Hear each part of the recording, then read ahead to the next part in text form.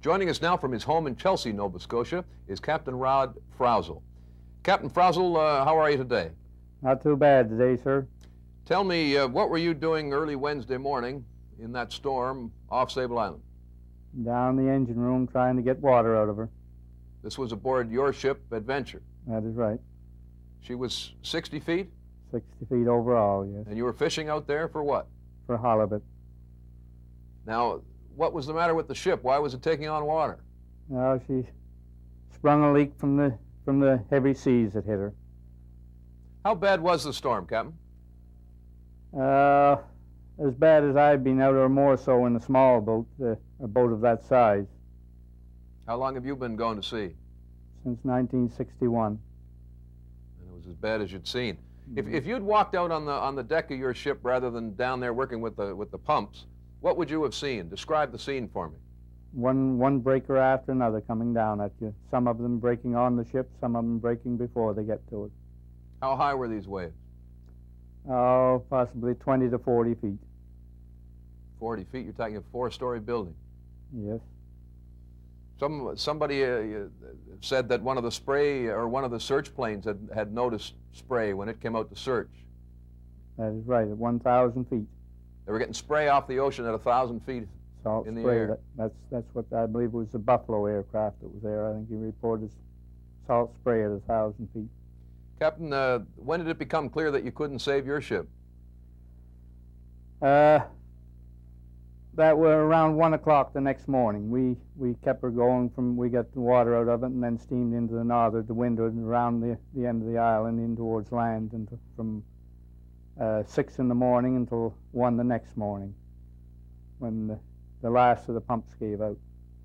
Then you went aboard a supply vessel, and from there to the Sir William Alexander. That is right. You were aboard her for what, 4 days? Nice trip. We were what, about 30 miles from Port Beckerton when the Adventure finally went down, and sometime during that tow they had got word that as soon as they were finished with it, they turned around and go out on search for the Bonnie Lou. So you were aboard while they searched? That's right. You saw the Bonnie Lou 2's life raft being taken aboard the Sir William Alexander. What did it look like? Not good. Not good. It was shredded to pieces. Do you think, is there any evidence that the men got from their fishing boat into that life raft? The only evidence that I could go by is the fact that the line for inflating it or tying it fast to the boat was cut, appeared to be cut about 1.5 feet from the life raft, just as though someone sitting in the raft had reached out over and cut it. That's the only real indication that I heard of. And this raft had been just smashed up by the sea? There was the canopy off the top of it was gone. The bottom of it was all shredded, and it looked like a 2-ring life ring to me, life raft to me. I could be wrong, but it looked like a double ring, and they were all separated, twisted up. Now, Captain Frauzel, you've been going to sea, as you say, for almost 30 years. What kind of safety gear would you have had aboard your fishing boat? Do you mean what should I have had, or what did I have? What did you have? What did I have? We had a dory, we had life jackets for everybody, and we had a life raft, inflatable life raft. And what do you think you should have had? I think we should have had survival suits, and I think we should have had a life raft equipped with some kind of a electronic signal system, beeper system of some kind. So that it could be found in a storm. That is right. You think all fishermen should carry that gear? I think it should be compulsory now. Why do you say that?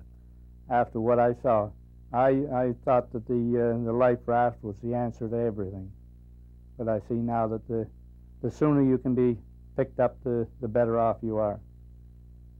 Well, Captain, we thank you. Sorry about the loss of your ship. Will you continue in the fishing business? Oh, I expect so. Were you insured? Yes, we were insured. That's one good thing about it. The other best thing about it is that we made it to shore. We were the lucky ones. Captain Rod Frauzel. Thanks for talking to me. Thank you. Goodbye, sir.